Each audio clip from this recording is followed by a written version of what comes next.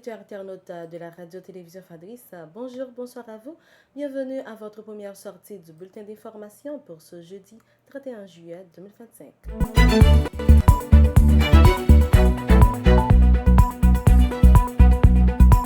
Ce 31 juillet 2025, le taux de référence calculé par la BRH est de 130 gourdes 90 pour $1 américain. La communauté universitaire haïtienne est de nouveau endeuillée. Villers-Sirin, responsable des ressources humaines à la faculté de médecine de l'Université d'État d'Haïti UEH, a été abattu dans la matinée du mardi 29 juillet vers 10 heures dans le quartier de Simon-Pelé alors qu'il rentrait chez lui après avoir rendu visite à son père.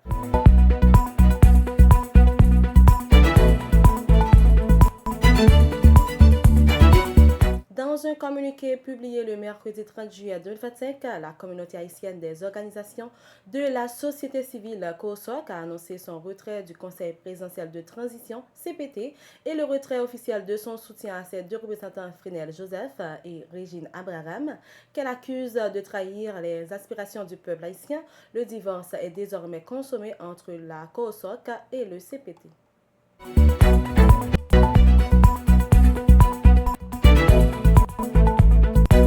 Alors qu'Haïti opte pour l'usage de drones armés dans sa lutte contre les gangs, le Canada exprime son désaccord, rejoignant plusieurs voix internationales critiques de cette stratégie radicale. Selon CBC News, la nation haïtienne, prise en étau par une violence endémique, peine à reprendre le contrôle de sa capitale.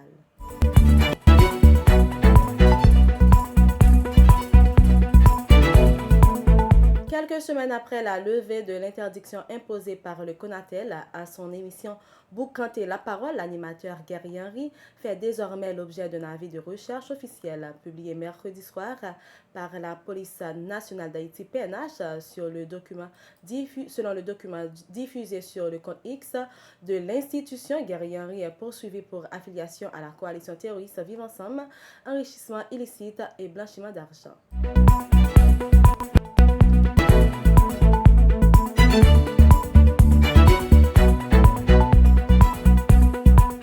Lors d'une conférence de presse tenue le mercredi 30 juillet 2025, Maître Caleb Jean-Baptiste, coordonnateur du bloc des avocats engagés, a lancé une mise en garde ferme à l'encontre de toute instance judiciaire qui envisagerait d'arrêter le docteur Réginald Bolos si ce dernier venait à être renvoyé en Haïti par les services d'immigration américains, que ce soit pour séjour irrégulier ou pour des raisons politiques.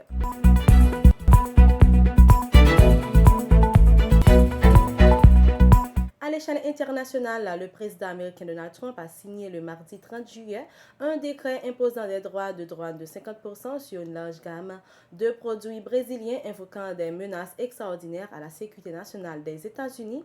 Ces surtaxes qui entreront en vigueur le 1er août épargnent toutefois des secteurs stratégiques comme l'aéronautique, l'agroalimentaire et certaines ressources minières.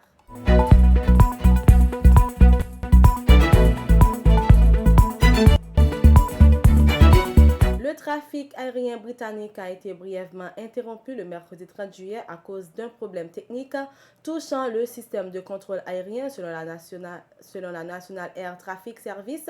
Plusieurs vols ont été suspendus temporairement, notamment à l'aéroport de Gatwick, l'un des plus fréquentés du pays. Sur XNAT a confirmé le rétablissement du système et a présenté ses excuses aux voyageurs.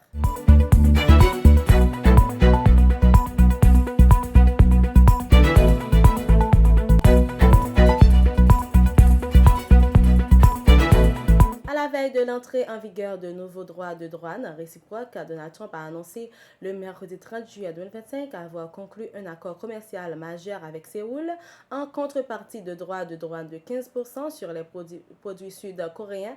La Corée du Sud s'engage à investir 350 milliards de dollars aux États-Unis dans les 10 prochaines années. C'est la fin de votre information, mesdames, messieurs, merci de l'avoir suivi. C'était avec vous Vanessa Cédouane.